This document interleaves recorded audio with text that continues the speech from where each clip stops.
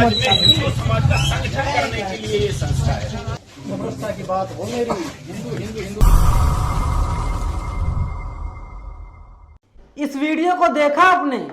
RSS का कार्यकर्ता है, ये लोगों को भड़का रहा है, लोगों को उकसा रहा है, लेकिन लोग हैं बोले आरएसएस के तुम हो, तुम शांत मार करके बैठे रहो।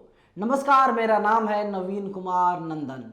आपने सुना होगा, आपने देखा होगा, आरएसएस के कार्यकर्ताओं की संख्या भारत देश में लगातार बढ़ती जा रही है। इसीलिए बढ़ती जा रही है क्योंकि प्रधानमंत्री नरेंद्र मोदी बीजेपी से आते हैं और आरएसएस ने ही बीजेपी को जन्म दिया है।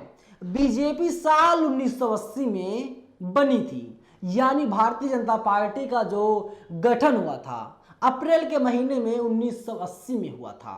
बीजेपी केंद्र में है, बीजेपी सत्ता में है, लेकिन तमाम बीजेपी के जो नेता हैं, कार्यकर्ता हैं, वे लोग आरएसएस जा रहे हैं। और ये बीजेपी का ही नेता है, छुटभैया नेता है। ये अलवर में लोगों को इकट्ठा करता है, 10-15 लोगों को, और वहां पर लोगों को भड़का रहा है।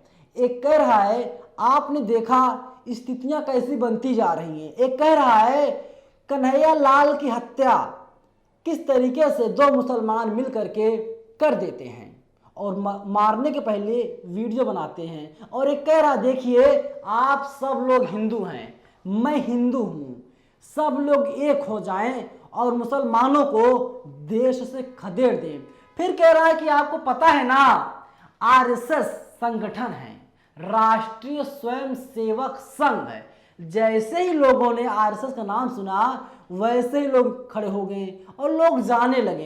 ये लोगों से कहता रहा, अरे रुक जाइए, बैठ जाइए, कहाँ जा रहे हैं आप। लेकिन लोगों ने कहा, साहब हम बैठने वाले लोग नहीं हैं, क्योंकि आरएसएस के पूर्व कार्यकर्ता ने आरएसएस पर बड़ा आरोप लगाया है। उन्होंने कह दिया कि आरएसएस पूरे देश में दंगा करवाना चाहती है, आरएसएस पूरे देश को उकसा रही है। आरएसएस का मुख्य काम है हिंदू मुसलमान को लड़वाना। आरएसएस का मेन काम है किसी तरीके से भारतीय जनता पार्टी को सत्ता तक लाना। और भारतीय जनता पार्टी देश की इकलौती पार्टी है जो सत्ता में रहते हुए काम नहीं कर पाती, लेकिन अपोजिशन की भूमिका बहुत ही ज्यादा अच्छी तरह से निभाती है, क्योंकि बीजेपी के पीछे आरएसएस है। सोचिए आरएसएस वालों का बीजेपी वालों का क्या हश्र हो रहा है हमारे देश में। मनुवाद के खिलाफ नीतीश कुमार लड़ रहे हैं, लालू यादव लड़ रहे हैं, अखिलेश यादव मैदान में है, मायावती भी गाहे बगाहे मनुवाद पर हमला बोलती रहती हैं। लेकिन इसके बाद भी मनुवादियों का राज पूरे देश में है। पूरे देश में इसलिए है क्योंकि मनुवादियों की देश में चल रही है, बीजेपी सत्ता में है। और आरएसएस का काम है लोगों को भड़काना, हिंदू मुसलमान को लड़वाना। ये लोग कहते हैं, साहब हम हिंदू राष्ट्र चाहते हैं, तो हिंदू राष्ट्र कैसे बनेगा? मोहन भागवत कहते हैं, जो आरएसएस के प्रमुख हैं, वे कहते हैं हम चाहते हैं अखंड भारत बन जाए। लेकिन अखंड भारत की बात मोहन भागवत करते हैं, लेकिन अखंड भारत कैसे बनेगा? क्योंकि आरएसएस की जो असली मानसिकता है खंड खंड भारत करने की, टुकड़े टुकड़े भारत करने की। तमाम नेता आप कह रहे हैं कि बीजेपी चाहती है, आरएसएस वाले चाह रहे हैं कि भारत के खंड खंड हो जाएं। इसीलिए मैं आरएसएस को टुकड़े टुकड़े गैंग कहता हूं, क्योंकि ये गैंग चाहती है देश अलग अलग हिस्सों में बढ़ जाए, देश के खंड खंड हो जाए। हमारे देश के प्रधानमंत्री नरेंद्र मोदी कहते हैं, मैं तो कपड़ों से पहचान लेता हूं। अरे साहब, कपड़ों से आप किसे पहचानते हैं? आप पहचानते हैं मुसलमानों को, आप पहचानते हैं टोपी वालों को। आपका निशाना सीधा सीधा उन्हीं के ऊपर होता है। लेकिन सवाल यही है, मोहन भागवत जो मंच पर बोलते हैं हम अखंड भारत चाहते हैं, अखंड भारत कैसे होगा?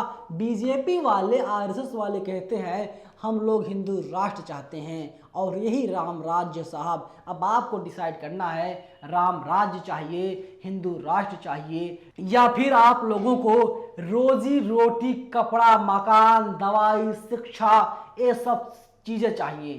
फैसला आपको करना है। आरएसएस का पूरे देश में लगातार बहिष्कार हो रहा है और बहिष्कार गांव की जनता, शहरों की जनता जो समझदार है हर कोई कर रहा है, क्योंकि इनका अपना अलग एजेंडा है। ये चाहते हैं हर कोई हिंदू हो जाए, वो चाहे मुसलमान हो या कोई और हो। ये लोग चाहते हैं देश में दंगा हो जाए। मैं ऐसा नहीं कह रहा हूं, बल्कि आरएसएस के पूर्व कार्यकर्ता ने आरएसएस पर और बजरंग दल पर गंभीर आरोप लगाए हैं। पूरी वीडियो पर आप लोगों की क्या राय है? आप लोग अपनी राय कमेंट बॉक्स में हमें जरूर बताइएगा। पूरा वीडियो देखने के लिए धन्यवाद।